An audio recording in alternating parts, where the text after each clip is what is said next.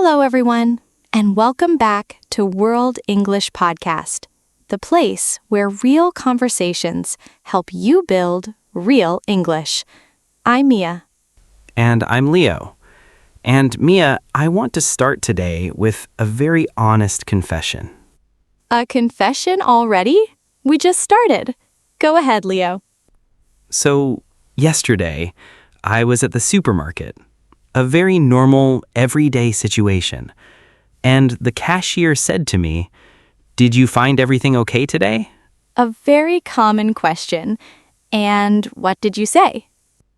I said, "Yes, thank you very much. I found all the items I required." And she looked at me like I was a robot. Yes, that is very formal, Leo. I know.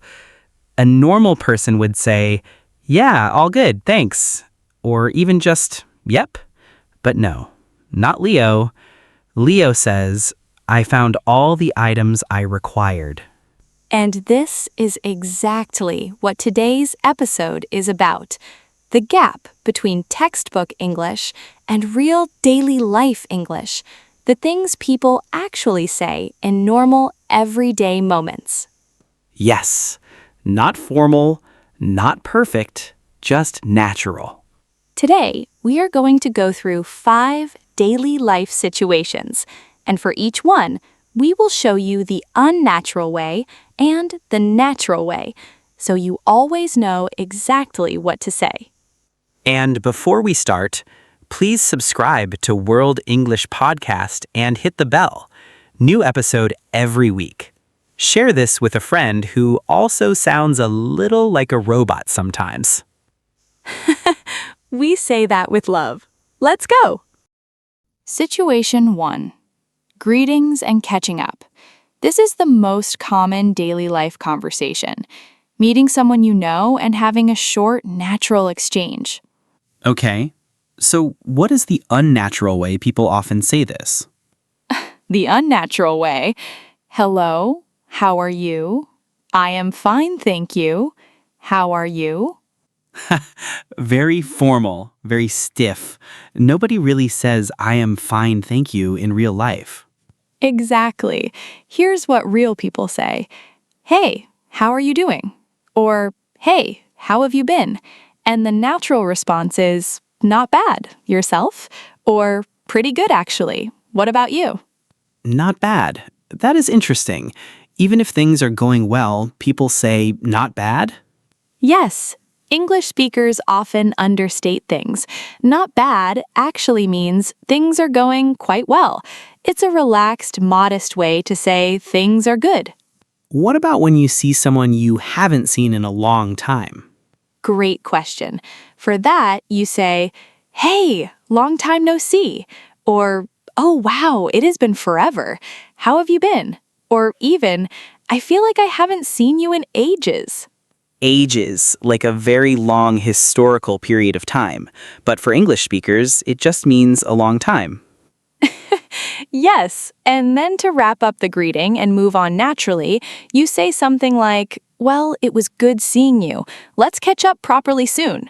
Or, anyway, I'll let you get going. Take care. Let me get you going. That is such a polite way to end a short conversation.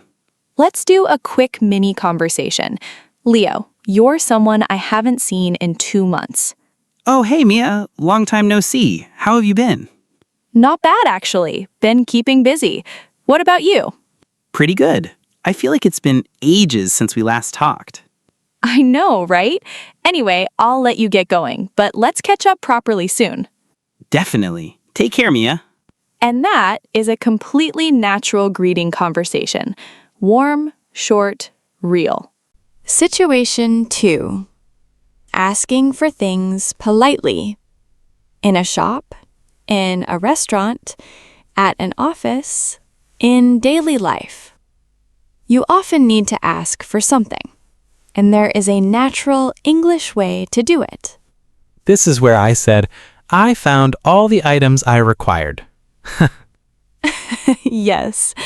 So the unnatural way is, I would like to request the bill, please. Or, could you provide me with some assistance? Very formal, like a letter to a government office. The natural way is much simpler. Could I get the bill, please? Or even just, can I get the bill? Both are perfectly polite in daily life. What about in a coffee shop? What do people say? In a coffee shop, can I get a large coffee, please? Or, I will have a large coffee, please. Or, could I have an oat milk latte? Nice and simple. And if you need help finding something in a shop? You say, excuse me, do you know where I can find the bread? Or, sorry to bother you, could you point me toward the dairy section? Sorry to bother you. That is such a polite opener. Yes, it acknowledges that you are interrupting someone, and people appreciate that. Another very useful phrase is, would you mind? Followed by a verb with ing. For example, would you mind passing the salt? Or, would you mind keeping the noise down a little? Would you mind? Why is that more polite than just saying, please do this? Because would you mind gives the person a choice. It says, I am asking, not demanding. It respects their autonomy, and in English culture, that is considered very polite. And how do you respond when someone asks you for something? Naturally, you say, of course, or sure, no problem, or absolutely. All warm, all natural. Much better than, yes, I will comply with your request. I would never say that.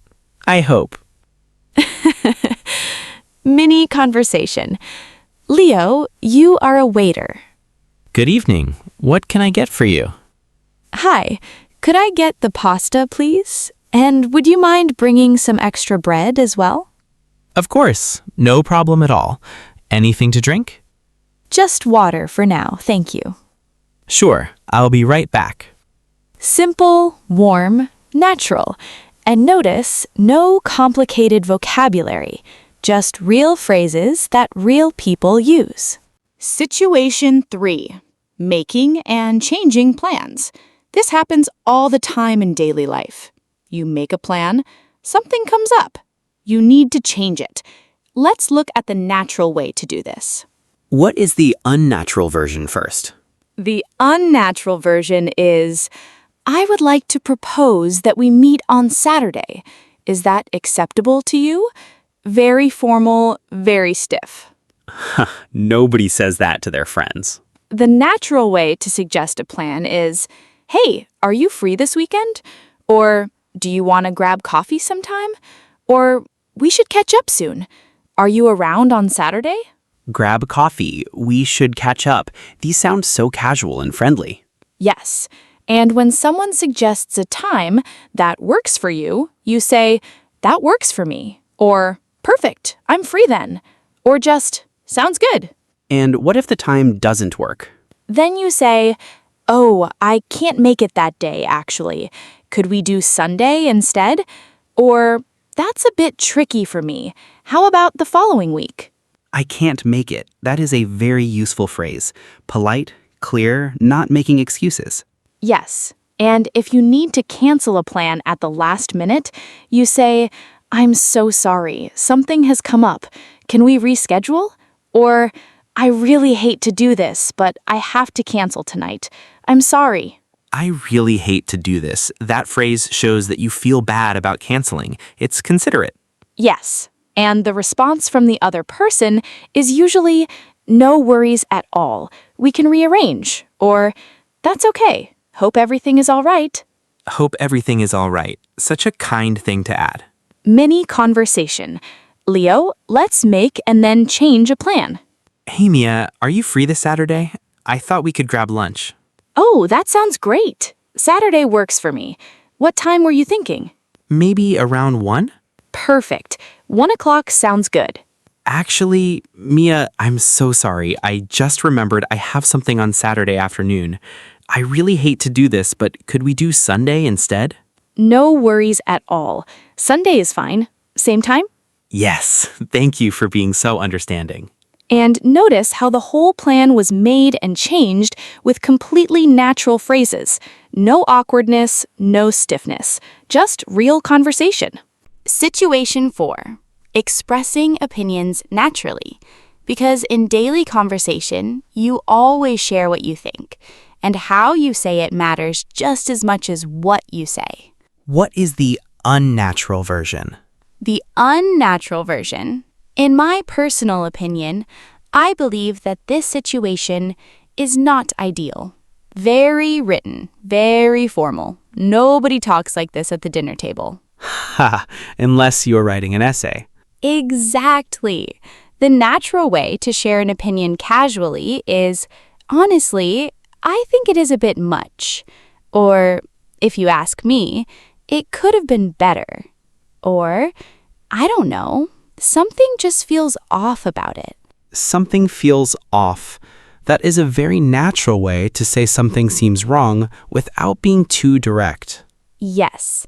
And when you agree with someone's opinion, you say, totally, or yeah, exactly, or I know, right? Or couldn't agree more. And when you politely disagree? When you disagree, you soften it first. You say, I see where you're coming from, but I kind of feel like it could have gone differently. Or, that's a fair point, though I think maybe there's another way to look at it. I see where you're coming from. That is respectful. You acknowledge their view before sharing yours. Always. And to share a strong opinion, you say, honestly, I think it's brilliant. Or, I have to say, this is one of the best things I've ever tried. Or, between you and me, I think they made the wrong call.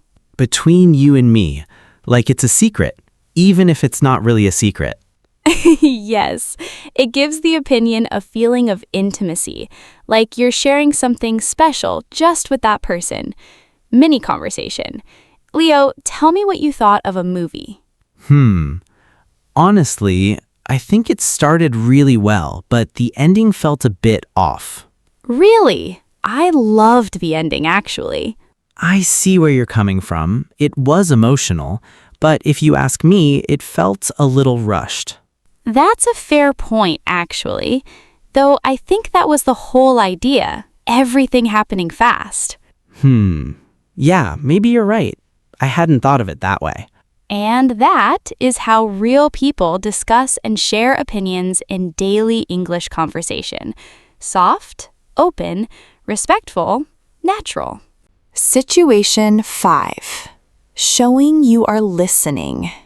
In real conversation, listening is not silent.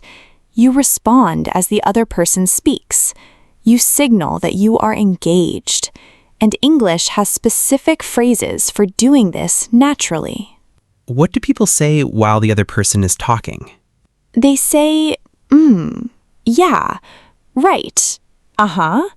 These are called back-channeling signals. They tell the speaker, I am with you. Keep going. If you are silent while someone talks, even if you are listening, it can feel uncomfortable for them. Exactly. Silence in English conversation can feel like disconnection, so you keep the thread alive with small sounds and words. And when someone says something surprising, You say, oh wow, no way. Really? I had no idea. That's wild. These are your surprised reactions. They show the speaker that what they said registered with you. And when someone says something sad or difficult, You say, oh no, that's rough. I am so sorry to hear that. That must have been tough. These phrases show empathy. They say, I hear you. I feel what you are saying. that must have been tough. Simple, but so powerful. And to encourage someone to keep sharing, you say, tell me more, or what happened next, or and then what? And then what? Like a child hearing a bedtime story. A little, but it is genuinely natural in adult conversation, too. It shows you are invested. You want to know more. Let's do one final mini conversation. Lito, tell me something that happened to you this week. So, I've been working on this music project for months. Well, someone reached out and said they want to feature it on their online platform. No way! Are you serious? Yeah, I couldn't believe it. That is amazing. What did they say exactly? Tell me more. They said they loved the sound and wanted to share it with their audience. That must feel incredible. All those months of work and now this. It really does. I'm still processing it, honestly. And that conversation felt alive because of active listening, reactions, questions, empathy. That's what makes conversation feel real. Vocabulary Tour. 8 words from today's episode. Let's go. Word 1. Understate. To describe something as less than it really is. For example, saying, not bad, when things are actually going very well, is an understatement. Example. He understated his achievement. He said it went okay, but actually it was brilliant. Or, English speakers often understate things out of modesty. Word 2. Autonomy. The right to make your own decisions without being controlled by others. Example. Would you mind gives people autonomy. You are asking, not demanding. Or, she values her autonomy and always makes her own choices. Word 3. Reschedule. To arrange a new time for something that was canceled or moved. Example. I am so sorry. Can we reschedule for next week? Or, the meeting was rescheduled due to a conflict. Word 4. Engaged. Actively interested and involved in what is happening. Example. The back-channeling signals show you are engaged in the conversation. Or, she was fully engaged during the presentation and asked great questions. Word 5. Acknowledge. To show that you recognize or accept something. Example. I see where you are coming from is a way of acknowledging the other person's view. Or, he acknowledged the mistake and apologized immediately. Word 6. Intimate. Feeling close, personal, and private. Example. Between you and me gives the conversation an intimate feeling. Or, they had a very intimate conversation about their fears and dreams. Word 7. Modesty. The quality of not boasting or showing off about yourself. Example. She accepted the award with modesty and thanked everyone around her. Or, saying not bad instead of great is a form of modesty. Word 8. Empathy. The ability to understand and share the feelings of another person. Example. That must have been tough is a phrase full of empathy. Or, great teachers have empathy for their students and understand their struggles. Action steps. 5 things you can practice starting today. Let's hear 'em. Warmth. Step 1. Today, when someone asks, "How are you doing?" reply with, "Not bad," or "Pretty good," instead of, "I am fine, thank you." Smiles. Step 2. The next time you order something in a cafe or shop, use could I get or I will have. Simple, natural. Calm. Step 3.